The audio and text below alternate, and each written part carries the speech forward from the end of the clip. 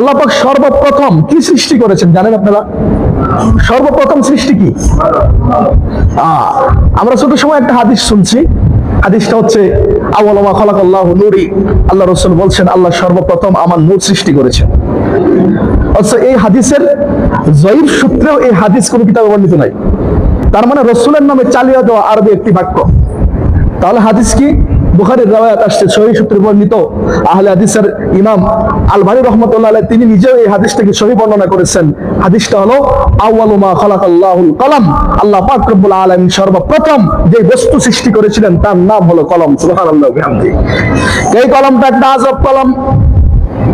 আল্লাহ পাক রব্বুল আলামিন কলমকে বলেন উক্তুব, কলম লেখ। কলমে প্রশ্ন করে মাযা উক্তুব, আমি কি লিখবো? আল্লাহ পাক রব্বুল আলামিন কলমকে কয় আসমানের তকদির লেখ, জমিনের তকদির লেখ, চন্দ্রের তকদির লেখ, সূর্যের তকদির লেখ। চন্দ্র কতবার উদিত হবে, কতবার অস্ত যাবে লেখ। কলম লিখতে শুরু করলো 1 বৎসর 2 বৎসর নয়, 50 লক্ষ বৎসর পর্যন্ত কলম সকলের তকদির লিখলো।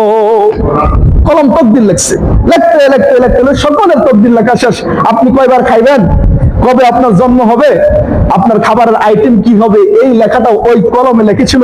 বুঝে থাকলে বলেন, যেই কলম গোটা দুনিয়ার তকদির লিখেছিল, ওই কলমের কি পরিমাণ জ্ঞান ছিল।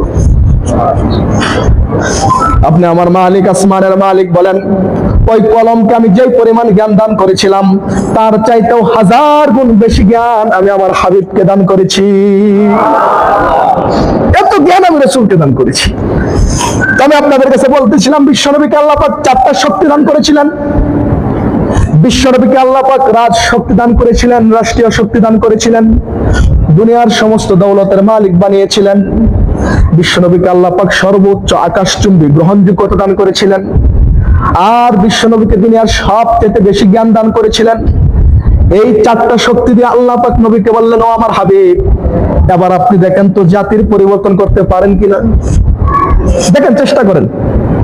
40 বছর পর্যন্ত বিশ্বনবী জাতির পরিবর্তন সাধন করার জন্য রাষ্ট্রীয় শক্তি ব্যবহার করলেন, দৌলতের শক্তি ব্যবহার করলেন, গ্রহণযোগ্যতাকে কাজে লাগাইলেন, সমস্ত জ্ঞানকে কাজে লাগাইলেন।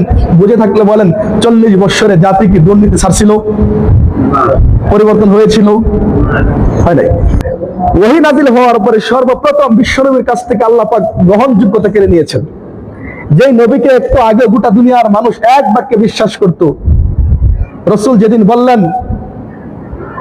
যে আমি ইন্নী রাসূলুল্লাহি ইলাইকুম জামিআ, আমি তোমাদের সকলের নবী, তোমরা আমাকে বিশ্বাস করো, কুলু লা ইলাহা ইল্লাল্লাহ ইল্লাল্লাহ পড়ো, সেদিন থেকে গোটা দুনিয়ার মানুষ বিশ্বনবীর দুশমনে পরিণত হয়ে গেল। ঠিক না?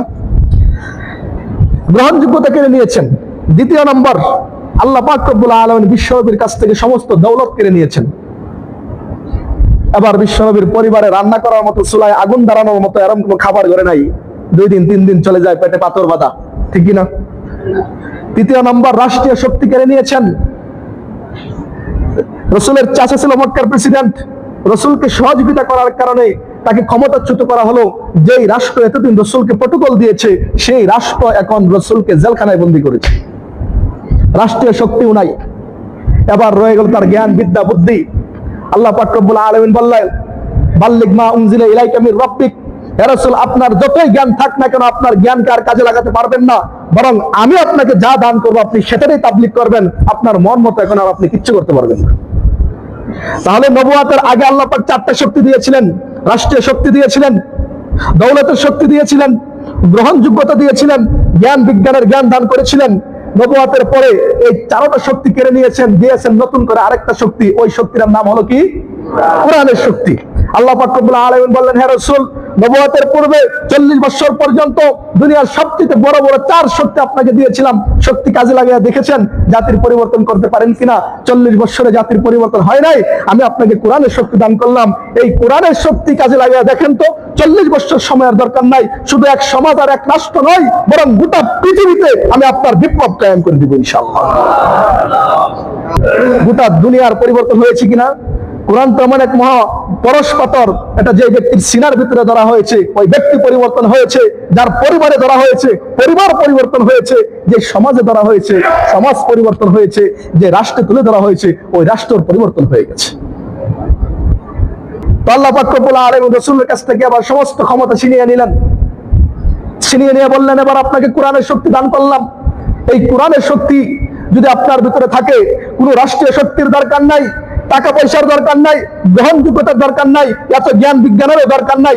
শুধু যদি কোনো ব্যক্তির ভিতরে কোরআনের শক্তি পাওয়া যায়, তাহলে এই কোরআনের শক্তির মাধ্যমে বিজয়ের পতাকা আল্লাহ পাক ওই ব্যক্তিকে তুলে দিবেন ইনশাআল্লাহ।